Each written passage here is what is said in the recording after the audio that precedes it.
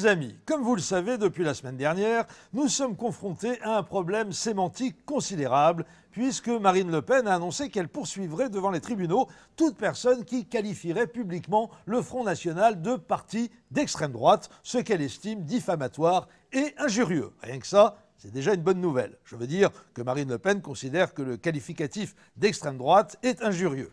Ce louable début de prise de conscience mérite assurément qu'on l'encourage en évitant autant que possible de heurter la sensibilité naissante de Marine au caractère infamant que recouvre un tel positionnement sur l'échiquier politique. Moyennant quoi, dorénavant, je m'interdirai en toutes circonstances, et je vous encourage à faire de même, d'affliger le Front National de cette dégradante étiquette.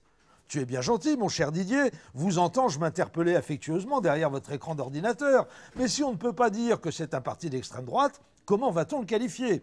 À quels adjectifs aurons-nous droit pour ne pas risquer de faire de la peine à la délicieuse Marine ? Je vous répondrai que nous avons l'embarras du choix compte tenu de la grande diversité d'influences dont a bénéficié le Front National depuis sa création en 1972. Une création que l'on doit notamment aux dirigeants du mouvement Ordre Nouveau qui se réclamaient haut et fort du MSI italien regroupant les nostalgiques de Mussolini. D'ailleurs, le logo tricolore du FN est la copie conforme de celui du MSI avec du bleu à la place du vert. Mussolini étant l'inventeur du fascisme, on peut donc dire que le Front National est un parti fasciste. Oui, mais attention, n'allez-vous pas manquer de me signaler.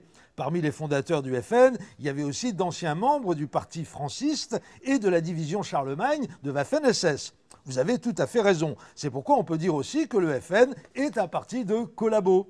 Et les anciens de l'OS, allez-vous vous empresser d'ajouter pour essayer de m'embarrasser? Eux aussi, ils étaient de la fête. J'allais en parler. Donc on peut aussi dire que le FN est un parti de factieux, de terroristes et d'assassins de femmes et d'enfants innocents.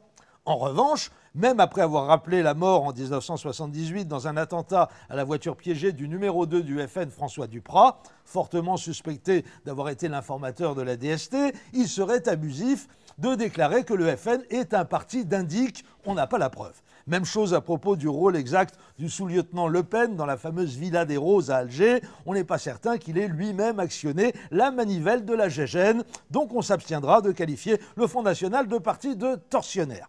Par contre, on n'a aucun doute sur la manière dont s'y est pris Jean-Marie Le Pen pour devenir multimillionnaire, propriétaire d'un château à Saint-Cloud et roulant en Rolls, par la captation d'héritage de sympathisants séniles ou en état de faiblesse, principalement le malheureux héritier des ciments Lambert, au chevet duquel le très compatissant Jean-Marie envoya sa très blonde épouse de l'époque et future playmate du magazine Playboy pour qu'elle l'assiste de ses soins attentifs dans son agonie et surtout pendant la rédaction de son testament. Moyennant quoi, on peut dire sans risquer de se tromper que le FN est un parti de macro. Après avoir rappelé la mort d'un gamin comorien de 18 ans tué d'une balle dans le dos par un colleur d'affiches du front ou le meurtre d'un Marocain jeté dans la Seine par des skinheads sortant de la manif annuelle des lepénistes à la gloire de Jeanne d'Arc, je serais tenté d'en conclure que le FN est un parti d'assassins. Mais je l'ai déjà signalé à propos de l'OS, donc je ne vais pas le répéter, ça serait déplacé. Je m'en voudrais de ne pas évoquer cette anecdote narrée par le Canard enchaîné. Nous sommes le 20 février 2003, les forces de l'ordre sont appelées à Paris pour réprimer un tapage nocturne dans le 16e arrondissement chez le dénommé Frédéric Chatillon, ancien leader du GUD et depuis peu attaché de presse de Bachar al-Assad. C'est Marine Le Pen, passablement éméchée, qui ouvre la porte à la force publique et elle s'emporte. Bousculade, cri, selon la police, elle déclara alors aux agents « Trou du cul, vous nous faites chier, il est plus facile de s'en prendre à de bons Français qu'aux bougnoul. » Fin de citation. Une citation qui nous autorisera donc à désigner le FN comme un parti d'ivrogne, qui plus est raciste.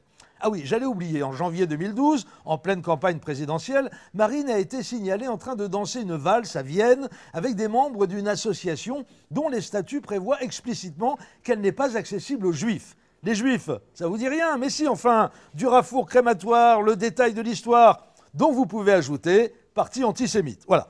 Je pense qu'on a bien fait le tour de ce casse-tête sémantique et démontré qu'on peut très bien s'abstenir de s'exposer à un procès de Marine Le Pen sans risquer pour autant de tomber en panne d'adjectifs dotés d'un réel pouvoir descriptif. Donc n'oubliez pas, le FN est un parti fasciste, de collabos, de terroristes, d'assassins, éventuellement aussi d'indiques et de tortionnaires, mais on n'a pas les preuves, de macros, de racketteurs de petits vieux, d'ivrognes racistes, d'antisémites, mais certainement pas d'extrême droite.